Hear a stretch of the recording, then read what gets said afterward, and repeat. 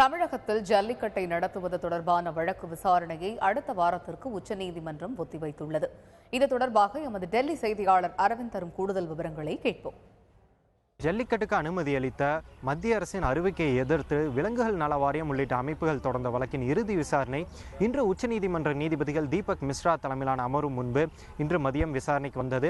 அப்போது விசாரணையின் துவக்கத்திலேயே நீதிபதிகள் இது ஜல்லிக்கட்டுக்கு தடை விதித்த 2014ஆம் ஆண்டு தீர்ப்பை முன்னிறுத்தாமல் புதியதாக தங்களுடைய வாதத்தை முன்னின்று இந்த வழக்கை நடத்துமாறு அனைத்து தரப்புக்கும் நீதிபதிகள் தங்களுடைய நிபந்தனையாக முன்வைத்தனர். குறிப்பாக அதே போல விலங்குகள் நல வாரிய தரப்பிலிருந்து 2014ஆம் ஆண்டு ஜல்லிக்கட்டுக்கு தடை வழங்கிய தீர்ப்பு எங்களுடைய வாதத்தின் அடிப்படையிலே நடைபெற்றதாகவும் அதனை நாங்கள் இந்த வழக்கிலும் எதை ஒரு வாதமாக நாங்கள் முன்வைத்தே ஆக வேண்டும் என்ற கோரிக்கையை முன்வைத்தனர். இதற்கு தமிழக அரசு தரப்பில் 2014ஆம் ஆண்டு ஜல்லிக்கட்டுக்கு தடை விதித்த அந்த உத்தரவை எதிர்த்து தமிழக அரசு உச்சநீதிமன்றத்தில் மறு ஆய்வு மனுவை தாக்கல் செய்திருப்பதாகவும் அந்த மனு தற்போது வரை விசாரணைக்கு ஏற்கப்படவில்லை என்ற கோரிக்கையை முன்வைத்தனர்.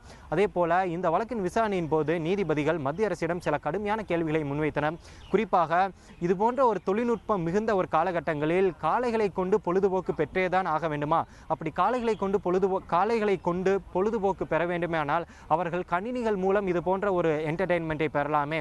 அதே போல குறிப்பாக காளைகளை இது போன்ற ஒரு பொழுதுபோக்கு ஒரு என்டர்டெயின்மெண்ட் அல்லது ஒரு ஸ்போர்ட் ஒரு விளையாட்டாக பார்க்கும்போது காளைகள் எவ்வாறு அது போன்ற ஒரு விளையாட்டுகளுக்கு பழக்கப்படுத்தப்படுகின்றன, இதனை நீங்கள் எவ்வாறு நியாயப்படுத்துகிறீர்கள் என்ற கேள்வியை மத்திய அரசு முன்வைத்தனர்.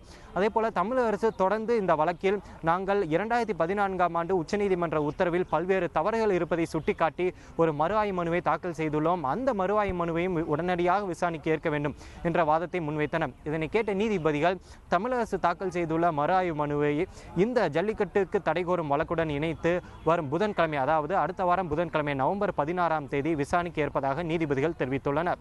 தந்தி செய்திகளுக்காக புது டெல்லியிலிருந்து ஒளிப்பதிவாளர் பூபேந்திரனுடன் அரவிந்த்.